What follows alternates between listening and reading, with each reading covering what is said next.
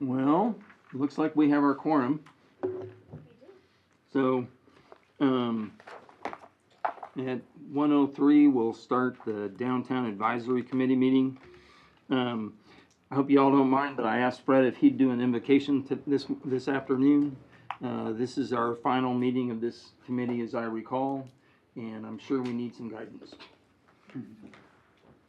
Will you pray with me? Most gracious and wonderful Heavenly Father, we thank you for this day. We thank you that we live in a time and a place where we can openly come to you and praise your name. We thank you for what little rain we got. We ask for more without the ice. We ask that you be with us as we are here to share, learn, and deliberate. Keep us mindful, Lord, that everything we do, in word or in deed, if not done to your glory, we do in vain. In your precious name we pray, amen. Amen. Drew, you want to set us off? Yes, sir. Thank you very much. Good afternoon. Today we're going to give a brief rundown of the downtown plan. We talked about this at the Tirz board meeting, and Dr. Rector and Mr. Taylor were here to hear that. And Caitlin's going to give another quick rundown, and then we'll open it up for dialogue. With that, I'll turn it over to Caitlin. Awesome. Thank you. Looks like my clicker is working. So this is the third time that we've talked about some of this stuff. So as Drew mentioned, we're just going to quickly do a quick overview for those who aren't familiar with the downtown plan as it is today. And then we're going to save most of the time just to hear from you guys, the discussion, the questions, to really kind of get us over the finish line here. So it's going to be just a quick presentation and then discussion input. So just to remind us what is in this chapter, the study area does include the entire Tirz boundary, which is quite large. And so that is the area we are looking at overall for this downtown plan. We have done quite a bit of introduction and analysis content with the chapter, so including history, planning efforts, regulatory and policy frameworks, physical frameworks, which is what you see here on the right, that looks at destinations and walkability, identity blocks, utility infrastructure, and then also summarizes the feedback we have heard from the community as part of our meetings and things that we've been doing. Is summarized in this chapter as well. Then we have the guiding principles and sample action items. Those were previously established as part of the Kerrville 2050 plan that was done in 2018. So we reviewed and retained most of those. We did update them. Some tasks have been completed, so we removed those from the action items and we added some new relevant ones that have come out of this process. Oop. Well, there we go. The next thing that we present then in the chapter is a downtown framework plan. So what you see here is the overall framework that includes catalyst sites, as you see in the yellow and the pink. We talk about character areas, which I'll look at next. And then we have an open space framework and a mobility framework. And that's really what we consider kind of the full overall framework, is this conglomeration of catalyst sites, open space, and mobility. That's what creates what in urban planning we call a framework plan. These are the character areas that we've identified. So with such a large area as your Tirz boundary, it's helpful to think of the areas in a little bit more smaller pieces that have different levels of investment, different intentions, and different purposes. And so in the orange, you see the downtown core. It is a little bit bigger than what the existing quote-unquote core as defined today in some of your city ordinances and things like that.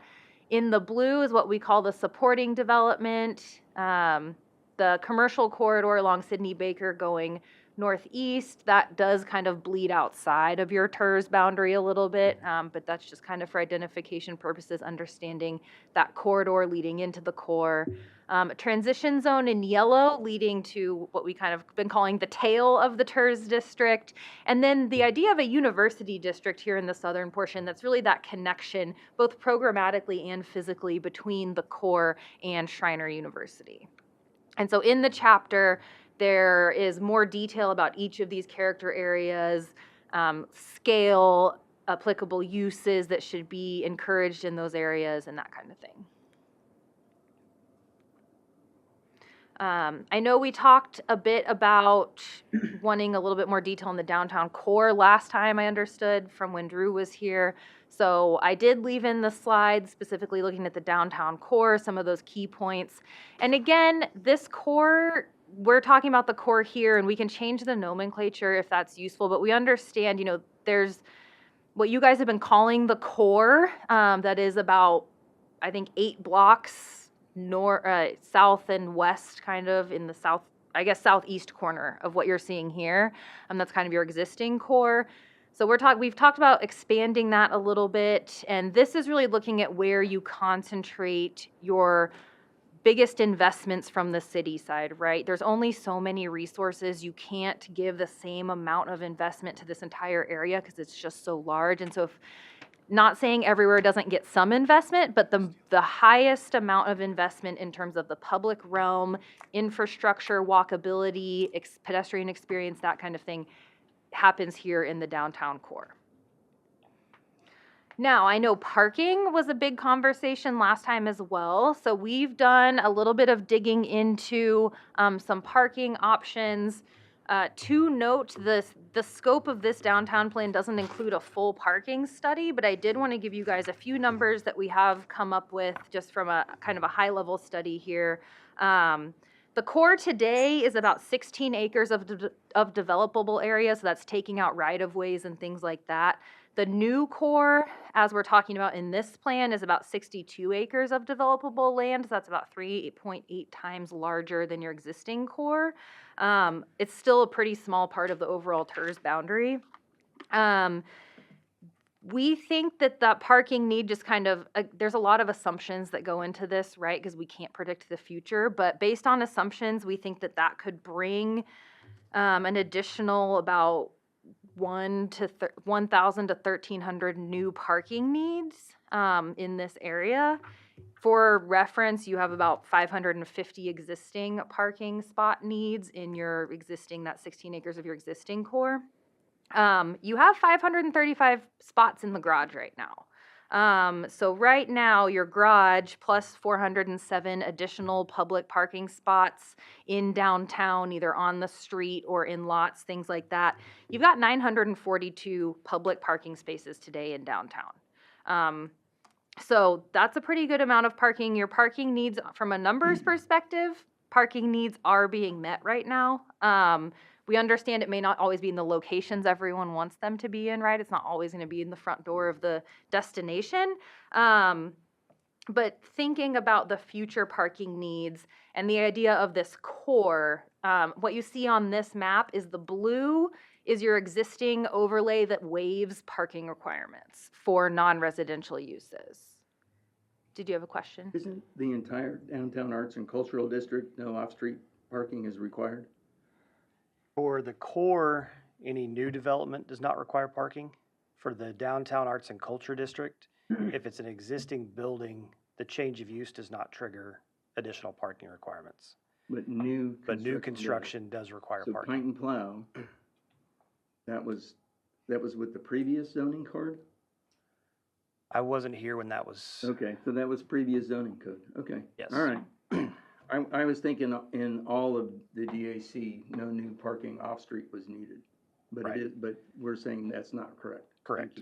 Thank you. Yeah, so for what you see updating here me. in the blue is what's actually described in the ordinance Okay, as the appreciate boundaries that. of that Thank parking you. waiver. So the yellow blocks that you see in this map are the proposed extension of that core. Now, the downtown plan here and the cores we're talking about it for the downtown plan is different than what is in that parking waiver ordinance, right? So we could continue talking about this larger area as the core for the purposes of investment and the downtown plan, and it wouldn't necessarily mean that those areas would be part of this waived parking requirement unless that ordinance was updated to include them. So in between the two options of saying we just keep the waiver for the existing defined overlay and not the new stuff, that's kind of one end of the spectrum, which would just keep it as it is today.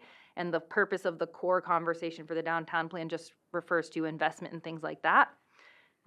Or you could go all the way the other side and say all of these new blocks are included. We understand that the parking garage is a little bit underutilized right now, so that could be something you consider. There's also things in between, like you could say these new blocks don't have full parking waivers, maybe they're just 50% parking waivers or things like that. So there's a lot of options about how you treat that. And we can make a recommendation for that in the plan, but that would be a separate exercise to do more studying of that and then go to council and update that ordinance if that was how you wanted to do that. But I just wanted to make sure we're understanding kind of where the conversation is today for the downtown plan versus that waiver ordinance. That is kind of a separate regulatory thing. Yes, sir. Presuming today is not the day that decision would be made or Correct, yeah. presented, I'd still like to lobby a point, if I may. Yeah. That when you require a business to have parking, invariably you're kind of encouraging a suburban type development, parking at the front of the property rather than building to the dedication line. And to me, that kind of gives a suburban orientation and takes away from the concept of a walkable. The downside is that you still have a parking issue you have to resolve, but that becomes a community problem rather than an individual problem. Yeah. So, and personally, I advocate strongly for the blue area concept of parking where you waive that parking requirement. And I think that will prevent these suburban setback developments that we're seeing all around us, which I think works against us. Yeah. End of comment. Yeah. Yeah. No, you're correct on those impacts of parking for sure.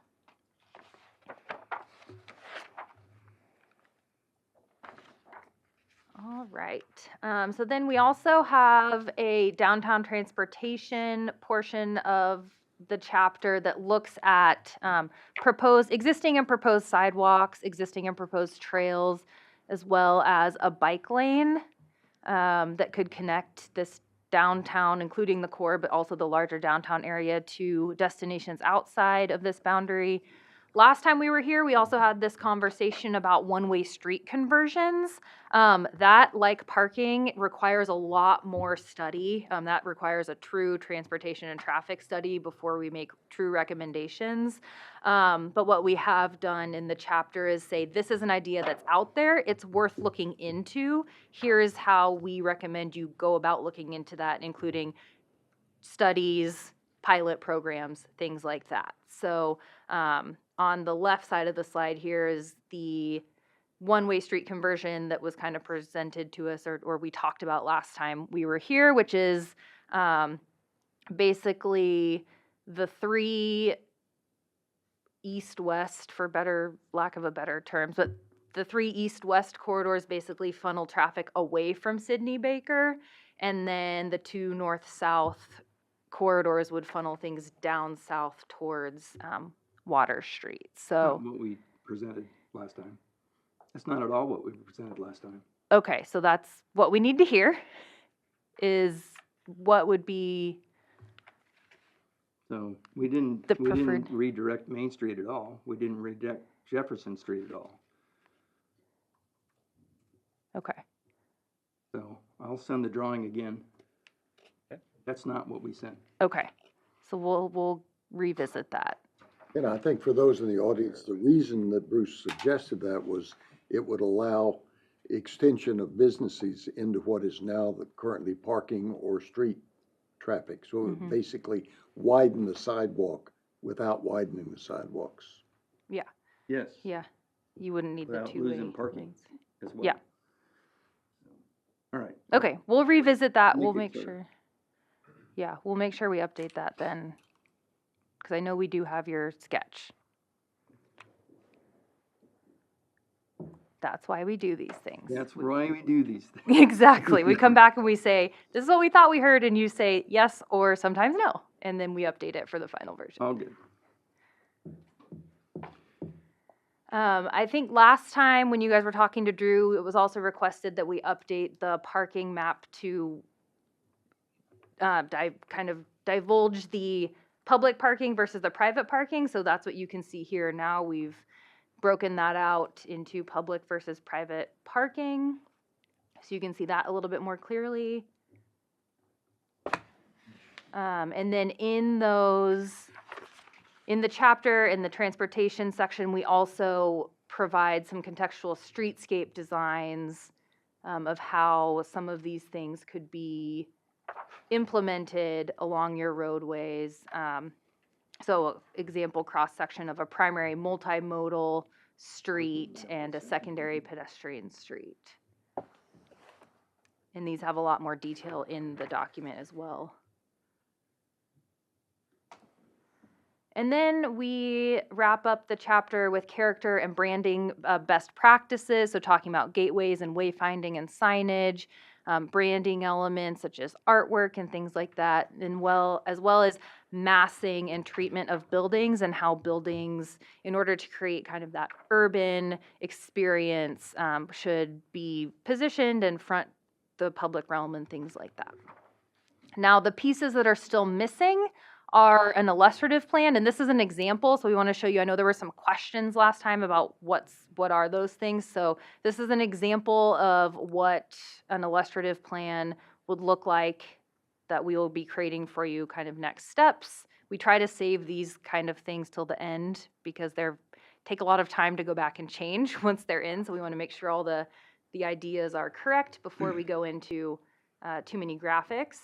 So an illustrative plan is forthcoming. This is, again, an example of a rendering. So we have 2 of these in our scope that we'll be producing for this plan as well.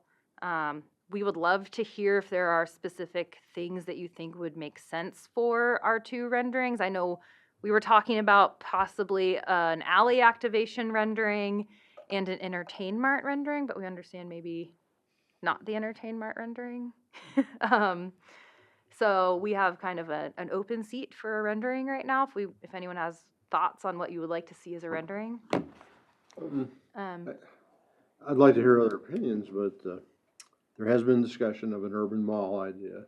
That could be very controversial, I know. Is it maybe an untouchable subject at the moment, or is it something that others would like to see at least suggested as a future possibility?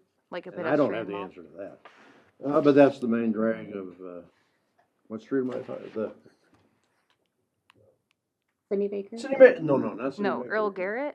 Yeah, I'm still learning the street. Yeah. I think it's Earl Garrett. Yeah, that's been tossed around, and I know it's controversial, and I think that we also realize the implications. If you were to do that, then you've got a parking issue that's, but there would then have to be a compatible and better. Yeah. So do we want to go there, or do we want to just leave that for the future sometime?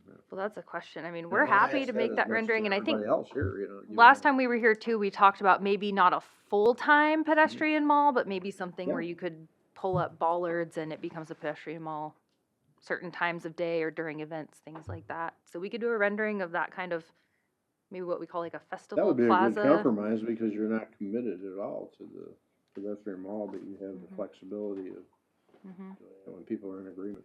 Yeah, so that could be one of the renderings. But my question is to everybody else, would you like to see a rendering like that in the plan, proposed plan? Sure. I mean, we've done something like that before with, we used to have the Arts and Crafts Festival downtown years ago, where they would close off Main Street in Earl Garrett, and all the vendors would set up in the middle of the street.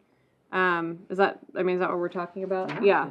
Yeah, and last time, I think we previously talked about actually having or installing pillars that are retractable in The the retractable in the bollards, actual yeah. street. To where it's like it With a closes switch. off. Yeah. And, Or block the whole thing off. Yeah. yeah, I mean, That'd be kind of cool to see. yeah, be cool to see a rendering of.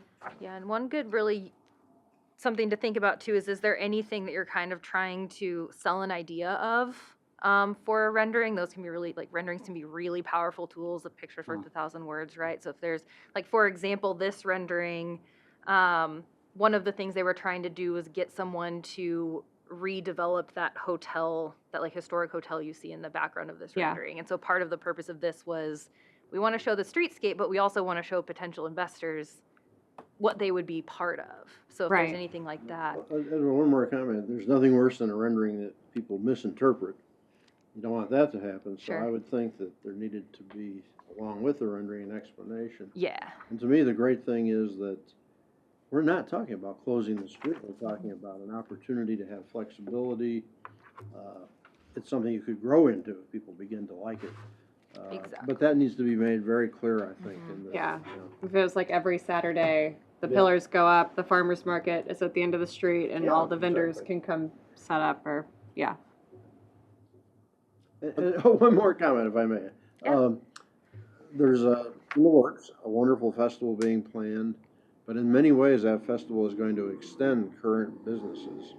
And so I would suggest in the rendering that it might suggest that idea as well, that it's not just totally outside people coming in, but it could be a way of enhancing existing properties. Mm-hmm. So, there you go, it's a lot to ask for a drawing, but.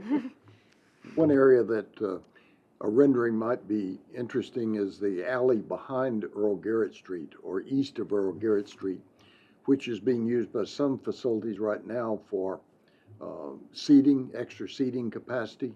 But there are other businesses along that alley that could also utilize that space. And we talked about lighting, better lighting for that area. And that a rendering there could maybe encourage some. One of the challenges with that is that section is actually a private alley. That's not a public alley.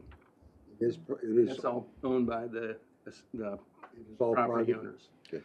The only part of that alley that's public is the part that runs from behind Windstream toward Washington. The piece that runs parallel to Earl Garrett is private property. But I just, Thank you for that just to be clarification. noted that it's, I thought it was, that would be a private thing. That wouldn't be something that we could fund. okay. I thought it was just the parking, but it's actually the alley also is. Yes.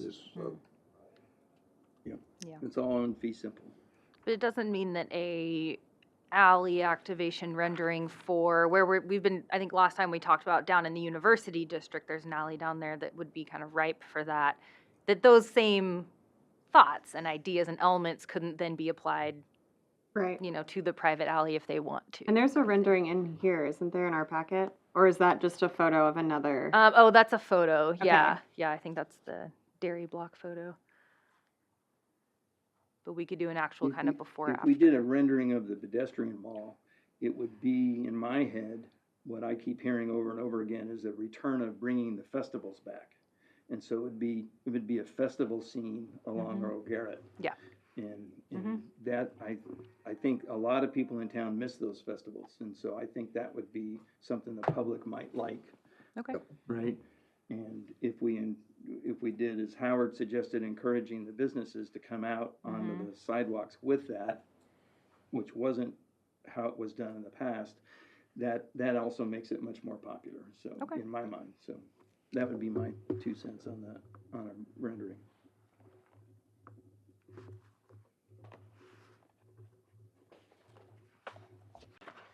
All right. Is there a preference for Earl Garrett over Water Street? Personally, I would vote for Earl Garrett because it's, both Water Street and Main Street are pretty major access streets for the garage and everything else, and it just begs the opportunity to do it just by the way it's configured, I think. You know. My only thought with that, Drew, is that we're currently with our fiscal restraints and the size of our city. If we started at Earl Garrett, it would be wonderful. It would expand down water like the old art festival used to. Right. Well, it took over 3 blocks, basically, 2 blocks of water and a block of Earl Garrett. I'd love to see that, but for the kind of plan that we're talking about here with the bollards and stuff, maybe we start with something that is reasonable with a vision to go beyond that. Perfect. And it would be super if it could go and, and it'd be years from now, but after Earl, the Entertainment block gets redeveloped, creating that U that goes from Earl Garrett all the way back up, what is that, Hayes, on the other side of Entertainment, that would be absolutely fabulous if you could develop that whole thing. Right. But that's a 25-year vision in my mind. Right. Yeah. But that's what the 2050 plan's all about. Yep, exactly. And that's kind of what we noted with these, the primary pedestrian streets kind of create a square within that core that connects exactly what you're saying, like over to Clay, Water, I think it's Jefferson and Earl Garrett, kind of making a loop that people could experience. As we mentioned before, the real integral thing is if you're going to reduce traffic on Earl Garrett Street, where are those people going to now park? So that's intertwined with this. Where do we, those people that are displaced from parking on the street, where do they go? Ideally, the parking garage, I think. There you go. So that would actually be maybe an interesting rendering to try to get like the parking garage in there too, to really, and put a big, at least in the rendering, like a big sign, so just like advertising for your parking garage. Kind of like how we have here, right? In this one shows parking.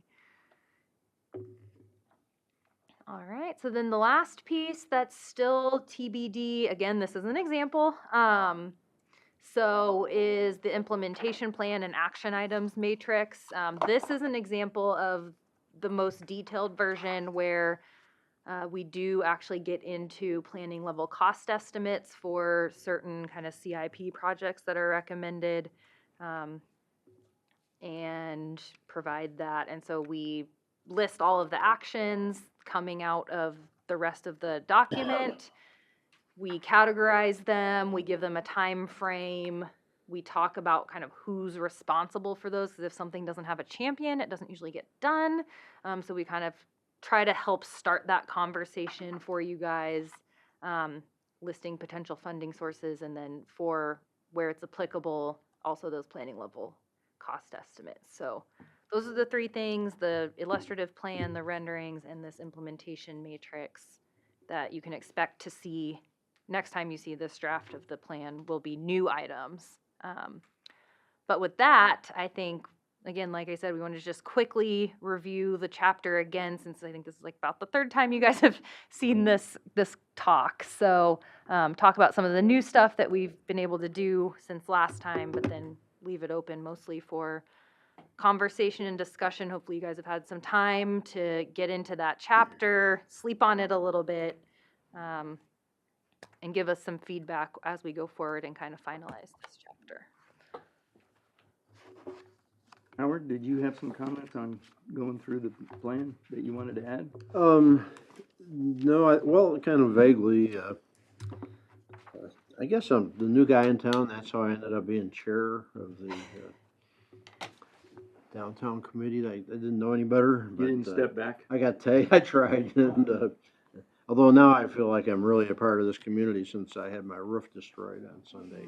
So There you go. now I'm part of the club. But I think one thing for sure is that the Main Street team, the advisory committee to the city council, is at a kind of crossroads, and I think I kind of know where we may be headed, but there's been a discussion that we have not been acting as a formal Main Street according to the rules and guidelines of Main Street. And so the discussion is, do we want to go back to that? Because there are some significant requirements that go along with that. And we don't have the funding because, among other things, you would normally have a Main Street manager, which we had in the past, but we don't have currently. And even that is a dialogue about how that could be accomplished. It could be a person that's partnering in some other function. And then the big thing, though, is do we want to have that formal relationship? There's been a change in the way that operates. It's gone from a less formal structure to a much more enforced structure about how to function as a Main Street. And I've heard the good and bad of that, but I think, it's sort of like the Shakespeare, to be or not to be. Not to be means to commit suicide and to be a means to live. So I think we're having that discussion coming up in a workshop, and Dr. Rector may want to add a comment in that regard, but we're going to be debating that. We've heard both sides, and I think they're compelling arguments both ways. So in order to kind of go forward, further, one more comment I wanted to make is I think I'm thrilled at this opportunity to interface with Tirz. San Angelo, where I lived and worked for many years, Tirz and downtown were pretty closely integrated. I mean, they were not one and the same at all, but the dialogue was, pretty steady. And I think you guys are brilliant, and we're pretty smart ourselves. So, imagine if we collaborated more often. I think that'd be a positive thing. Sounds good. Did you have any comments about the specific plans before? No, I think I'm pleased to see. I think these folks have been very responsive. It's still in our court, no matter what, and I don't see any big omissions. I really made my comment about how I feel that green area or yellow area ought to become a green area, because in the past, when San Angelo was utterly stalled and it required every business to have parking, it was a conundrum. And what it meant was that in order to have a business, you had to buy another property and tear it down. And so everything was stalled. And the minute they eliminated that, within 6 months, about, at least 60% of the properties that were not under, contract were sold. And now it's a pretty vibrant place, and it went from a very dead place. So that makes, and I think the one other thing I do reinforce is, I've talked to Drew about this, all good urban planning I've ever seen requires that you build to the dedication line and not have these suburban setbacks with parking. That's very convenient in the automobile age if you're going to live in your car, but if you're going to live in a community, you want to have the businesses there on the street and engaging with the other businesses instead of setbacks. So I think that would be a very powerful and dramatic transformation, I think, of this whole yellow area. It's a good comment. I agree with that. Comments on the plan? Thoughts, suggestions?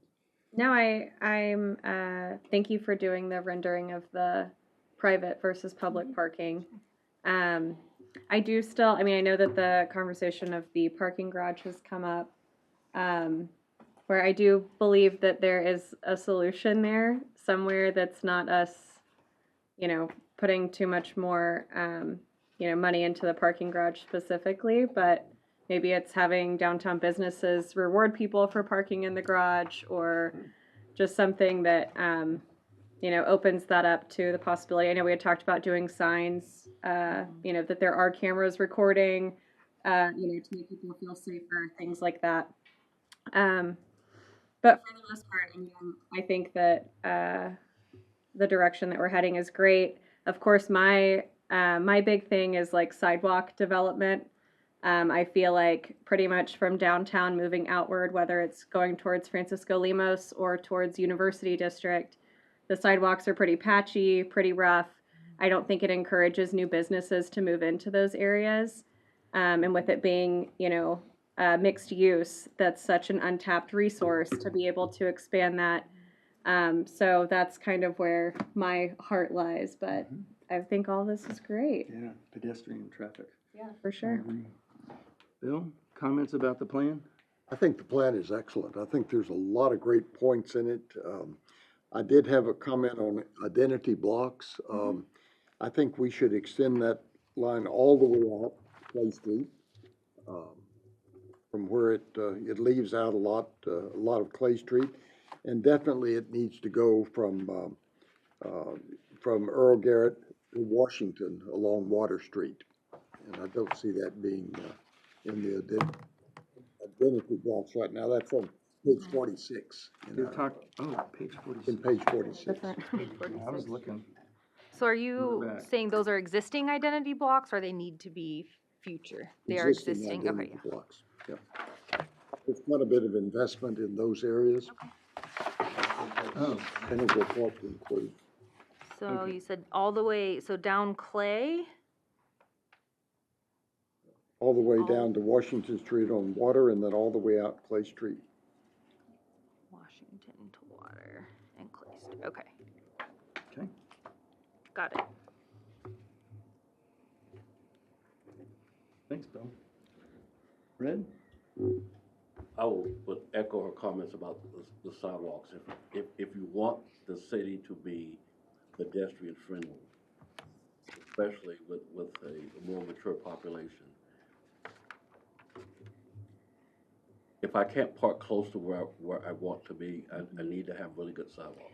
You know, and hearing that over and over again in all the city council meetings that I've been at over the years, we have a sidewalk ordinance, and I cannot tell you how many times I've seen different city councils, not one in particular, over the years, offer a variance because it would be a sidewalk to nowhere. But the only way to make sidewalks go somewhere is if you keep building them instead of saying, well, you don't have to build that one. And I think it's different in a small area like this than citywide, because I remember the outcry when they had a sidewalk ordinance 15, 20 years ago. And I know 6 months from now, I'm gonna bring some development and try and get a sidewalk built. The other thing is, I like the idea of a pedestrian mall. I think we need to make very, very clear that the current property owners are in love with the idea, because that affects their lives every day, and it's going to affect my life twice a week, at most. I know the downtown advisory is trying to do that, but talking about limiting access to someone's property, then we need to make very sure that those property owners are really, really in favor of it. You're saying we need to confirm that they're Yes. supporting that? Yes. Okay, all right. Making sure I'm hearing you. If I could make one comment, Oh, of course. to echo what Fred said, one of the things that you mentioned is that we're looking for public comment during April and May. And how do businesses downtown, how do people that are interested make those comments? Because we heard previously that there were surveys done and people didn't know they were happening. And Sure. so how now in April and May can these interested parties make comments? Yeah, so in April and May, that will be the full draft of the whole plan. So the downtown plan and the updated comp plan and the Nimitz Lake area will be up online for public review and comment. So it'll be through the project website, the Kerrville2050.com, and it will be posted on there. And then we will be taking comments. Usually we have like a comment section there. Sometimes we have an email if people would rather like directly email Drew or somebody. We put that up there. But yeah, Kerrville2050.com on the website will be the draft documents. Thank you. Sure. Very good. Hey, Red, did you have a comment? No? Andrew? I have nothing else to add. I just thank you for letting me be here to participate. I enjoy the discussion of the ideas. I think they're all good ideas, and I think it's important that we remember that's why we're here, because this is like the fourth time that we've seen this. So, Yeah. but appreciate the presentation and the updates based on what we talked about. So. It was really nice to get a printed version in advance. If I could, I have some comments and of course. questions. This one, right on the very beginning, page 32, in the study area paragraph, it says that it covers several blocks of commercial and cultural civic, but the study area is all of Tirz, isn't it? Yeah, So that's like 60 blocks. correct. I didn't think several was, and that's nitpicky, but, Yeah, just the word choice there. Okay. hold on, I've got notes. I had a question on page 36. We talked about Kerrville Main Street Historic Preservation, which I'm hugely in favor of. And it's unfortunate that we've lost so many of the historic buildings. But it made me ask, do we have an architectural style, a traditional architectural style in Kerrville? Is it just, if we look at the main four buildings, the stone, is that our architectural style for the city? Or what is, because it's so eclectic. Right. I actually love the eclecticness. What I love about Kerrville is it's a hill country town that whispers, not shouts. And it's because of that eclecticness. So how do we define that architectural style and keep that? Because I think most of us who picked Kerrville over Fredericksburg did that for a reason. Right? I agree. So I didn't grow up here. I moved in 2006. The, Comment on that? Yeah, As an no, art this- historian, a lot of the most defining buildings are late 19th, early 20th century.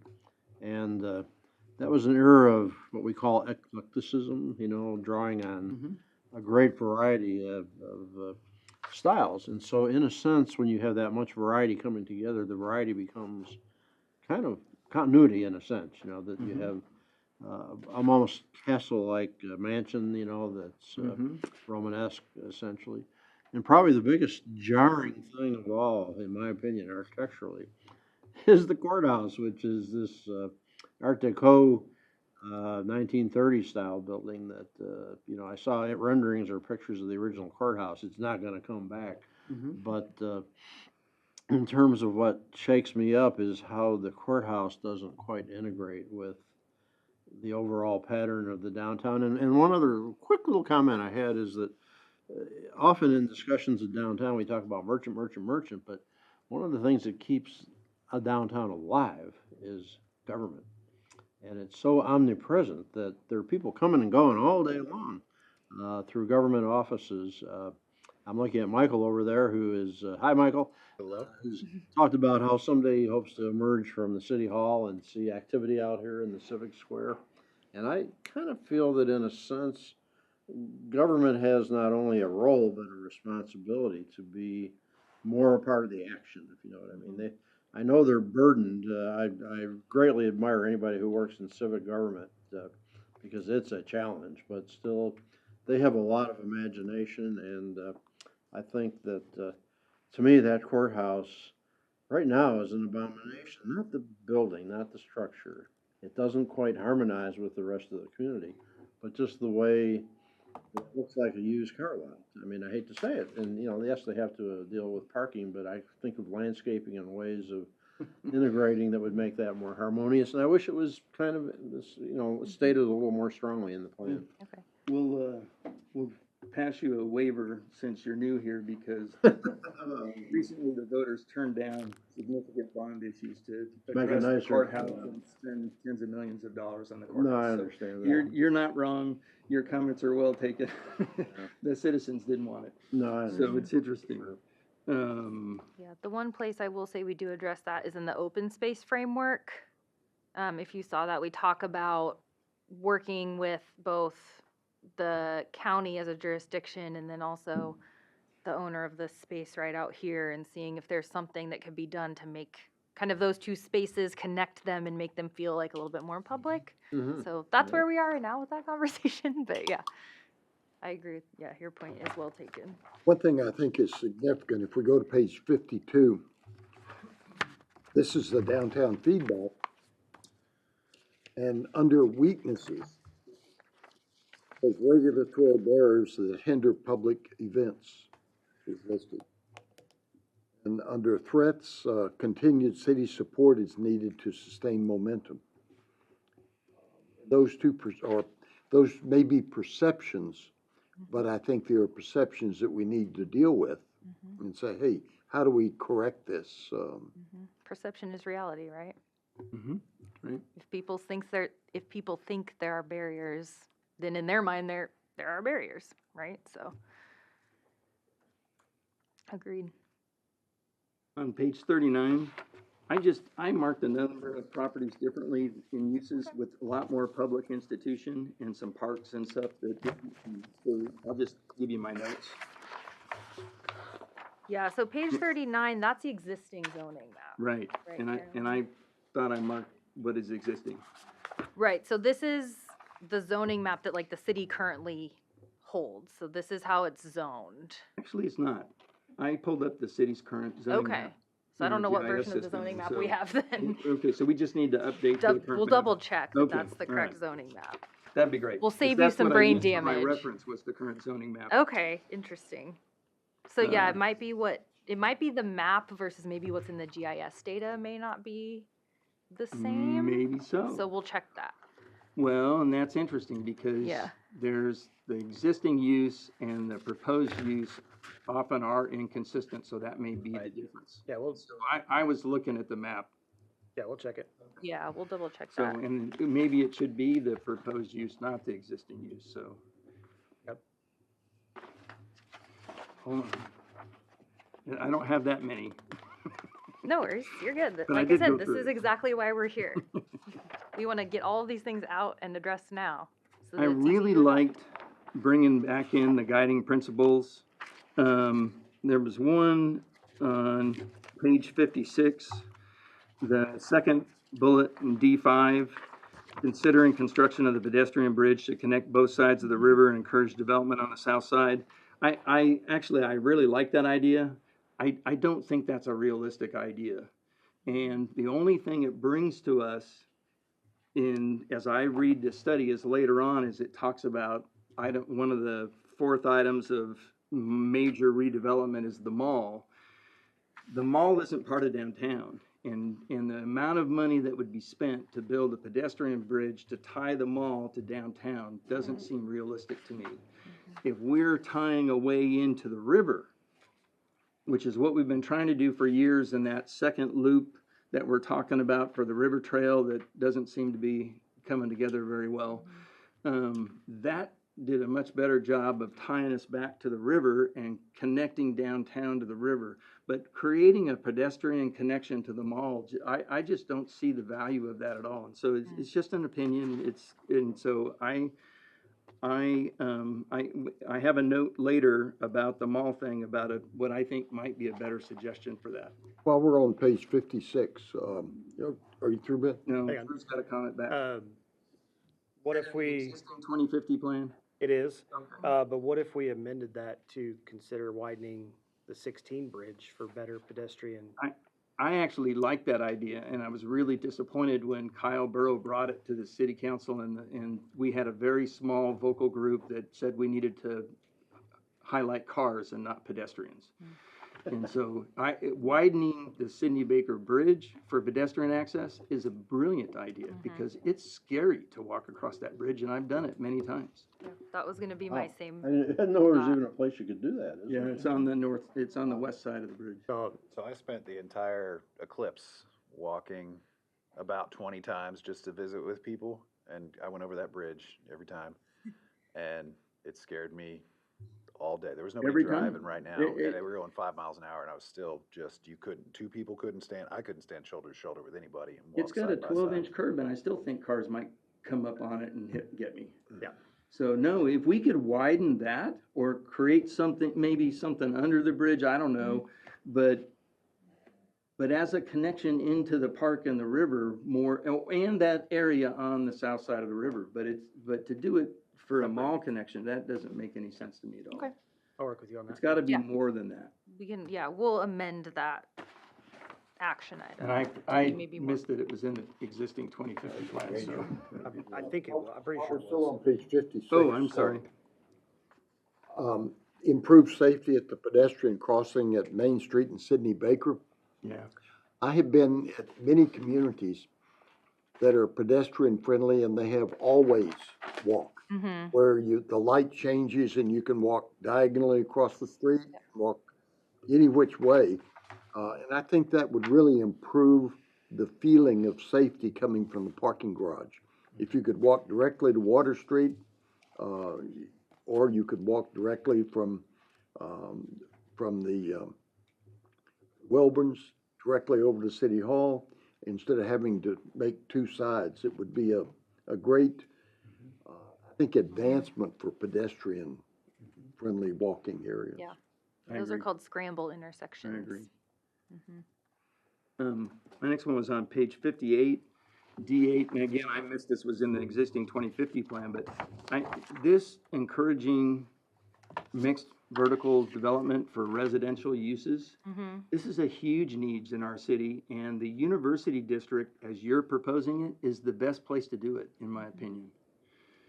It's already mixed use. It's a huge redevelopment opportunity. It's the place where we have probably the least current capital improvements that have gone on in the last 5 years. And if we were gonna try and really, it's hard to do it downtown with the historic buildings and stuff to make a loft space up. I've never been able to figure out or met somebody who could.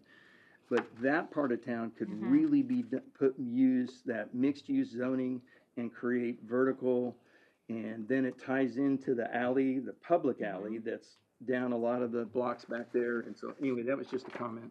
Yeah, yeah, and that's perfectly in alignment with, I think, the downtown, the commercial, and the commercial corridor and the supporting development character areas, we say 1 to 3 stories. And then the transition zone and the university district, we say up to 5. So it's like we're really encouraging. And it shouldn't be D8, it should be like D1. There you go. I'm just giving you my comments, guys. You asked me for my. And I second Yeah, that, I agree. Page 64, on item number 4, it's the catalyst sites. Yep. I get them all, and I get the inclusion of them all. I think that taking some form of Bill and Howard's idea of a pedestrian mall that included Earl Garrett and grew to take in Clay Street and maybe, and I hadn't thought about it before, but going all the way up to Jefferson, of doing, whether it's, smaller one-way streets with some parking on them, or pedestrian, maybe part of it's part-time pedestrian, or that to me is a much better use than trying to redevelop the mall site. Especially if we're talking about downtown, and the way downtown is defined in this report, it stops at the river. And so the mall's not in that. It's not in our purview. No, and it is in, as a catalyst area in the overall plan. Yes. Kayla and I talked about including it on this map just because of the proximity. But I see your point as far as a downtown investment, it's not part of that. Not what you asked us to look at. Right. So if that's a reporting issue and the way you guys are structuring stuff, that's fine. But I'd rather see that money come downtown. Yeah. I think that would do more for Kerrville. We could either remove it from this map, or in the description, we can kind of Right. just clarify You and that this staff, is just for. You guys will figure that Okay. out. I'm just giving you my comment. Yeah, perfect. All right, all the blank stuff. I'm gonna be very interested to see those two to-be-determined pieces. Yes, those are always the fun pieces. Yeah, I came back again to University District as being a real housing thing. We talked about the parking waivers. I think that's it for my comments.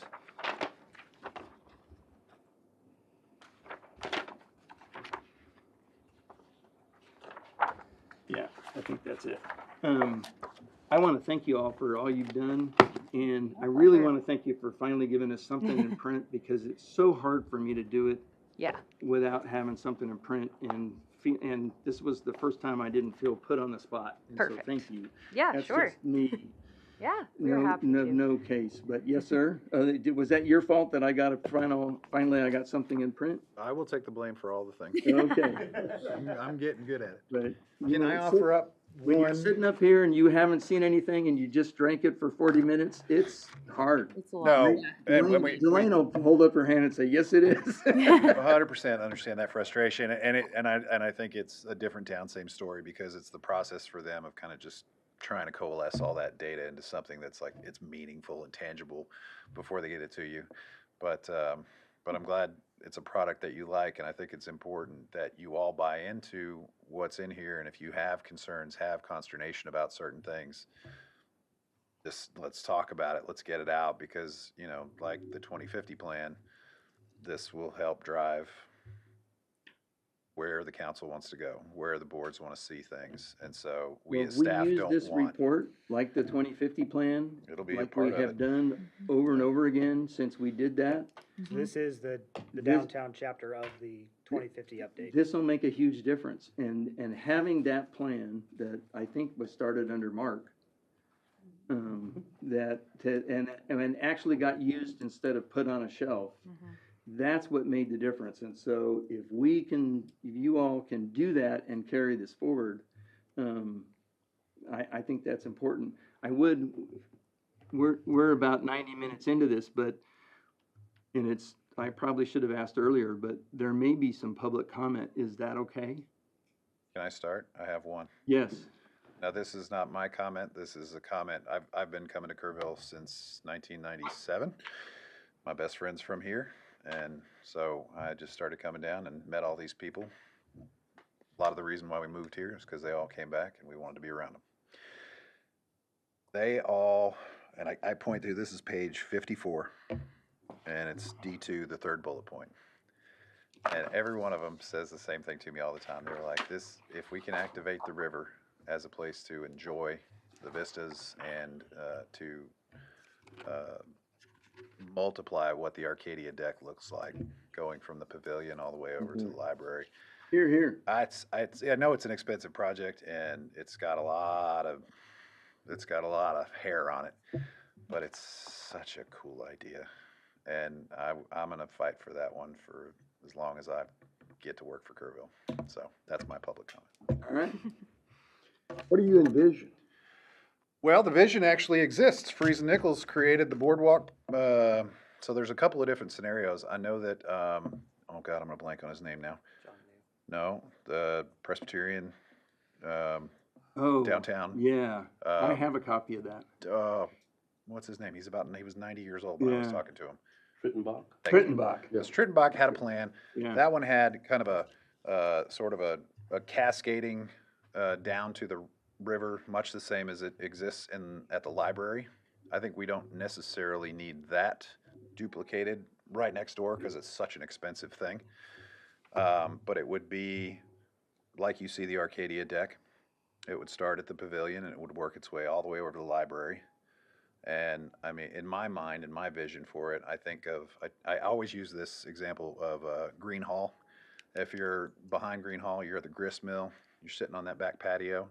Well, this is more of a public space, but I think would have opportunities for the private businesses to have some seating there as well, and you have kind of a pavilion back in that space. So Freeze and Nichols has actually created that back in 2014, I think, something like that. Oh, the pavilion was done in 2008 or 9, I want to say. This would be the updated one. So they did a new version of this and took a look at it, and it's, I don't even want to say, it's a healthy price tag. Put that Oh, way. it is. Would we do an illustrative drawing of that area behind the Water Street buildings then to show what that might become? It's an option to consider, yeah, sure. Yeah, I that mean, could be one of your we can bring renderings. back and email everybody out what, Interesting. you know, Again, what if that Freeze would be did. helpful in like acquiring funding and things and promoting the idea, then Interesting. that would be a good use of a rendering. Okay. I like the idea of a walkway extending off the bank, going along the river. That would be really exciting to be up above the river and looking down like the Arcadia deck. So part of what you get there is a safe transportation access point from, you know, the library all the way over to the other side that is Right. kind of away from. Because it ducks under the bridge. Yeah, again, you know, we might have to flip over everybody's pockets Right. to figure out how to make it work, Very good. but that's my, Interesting thought. glad to interject and want you Jeremy? to spend lots of money. You have a comment? You always have thoughts. Come on. This is public. Anybody? No? Microphone is calling your name. Anybody else? And Several renderings that have existed for a long time now. no, I'm not talking about the Broadway. I'm talking about anything. I'm talking about just the idea of, to echo Mr. Gamble and Ms. Howard's comments about sidewalks. There are Sidewalks. crumbled sidewalks that have been crumbled for 20, 25 years, but there's been 20 and 25 years worth of discussions about planning and making pretty drawings and saying, what should we do, what should we do, what should we do? And very little, I would say, arguably, maybe, actually has been done. And if everyone agrees that sidewalks are good for downtown, let's shift some money out of Drew's pocket and put it into Kyle's pocket so that we can get some more sidewalks going. No Right. offense, Drew, I'll but take it. that's, We need let's to see channel some our action. inner Jeremy and get some stuff done. Yeah, There are sidewalks now being installed over in the hospital area, yes. all the way along there, and who paid for that? We got a grant from the state, Oh, really? Yeah. Okay. right? We got a grant from the state. We did. That's a transportation alternatives grant. So we apply for those each and every year, and depending on where we are, they'll fund it typically at, I think it's more than 90-10. And we got that grant when we couldn't get the expansion of the pedestrian bridge. That was the same presentation Kyle made. We got the money for over by the mall and back to the hospital. but they didn't ask for the money for the bridge in Sidney Baker because of that group that came. And last night, I can tell you. City Council passed a resolution allowing staff to submit a community development block grant application Oh, for up that's to right. $1 million. You guys, well, y'all approved That's right. $100,000. So Right. you know that, so that's, you know, We're if we getting get 10 to that, 1. if we get that, that would be, I don't know if the CDBG funds exist anymore, but provided they They exist. do for then, now. They You know, did Yeah. yesterday. They do. yeah. Anybody else? Right? Public comment? Sue? Katie? My only comment about the bollards is I love the idea of the temporary closure on Saturdays and having the farmers market expand. But if we had to drag tables out every Saturday out of our building to put them out in front to kind of expand our business out into that area, we had no place to store. It's a tiny antique historic building. I don't know where we would put extra tables and chairs to pull our business out, which I would really love to do. And so that's just a thought. And I'm sure there are other businesses along the way that may not have the storage space to be able to pull off that very attractive idea. Whereas if it was more of like a more semi-permanent, you know, where like half the street was taken and blocked off so that the sidewalks could be expanded on a, like more of a regular basis, kind of like Francisco's, I think it would be more amenable to some of the businesses along the way. Right. That's the whole idea of trying to make it one way, so that then that sidewalk expands permanently. And so during the pedestrian mall, you just come out a little further, basically, That would be and such. At least that's my vision of seeing how that works. I I love think that. one And of you don't lose the parking for the most of the time, but then maybe it's Saturday and or Sunday that you block everything off and it's just a pedestrian area. Okay. And I've seen, That's the way I see that. I've also seen cities start with the temporary closures Mhm. and then get enough momentum and expand to permanent. Yeah. One of the weaknesses of Earl Garrett Street is that on the north side, you have a 12-foot sidewalk. Right. Whereas on the other side, I guess that would be the east side, you've got a 5-foot. Yeah, you're or talking 6 west foot. and east, but yes. Yeah, it's Yeah, no, not but proportional. That's the idea of doing that one way, is Yes. you can move the parking out and expand that sidewalk. So, anyway, Perla, you have the best sitting corner in Kerrville. I think I had lunch there today. Delane, you probably don't want to comment, yours, I know, don't want to put you on the spot. I'm not public right now. You got it, okay. I do have a comment though about the water. Ever since I moved here, I'm like, why are we not utilizing all that beautiful space on the river? And I'm not sure I understand exactly why we don't have some kind of special zoning that protects the river from oil and lube, or I heard we just got a mattress firm along the river.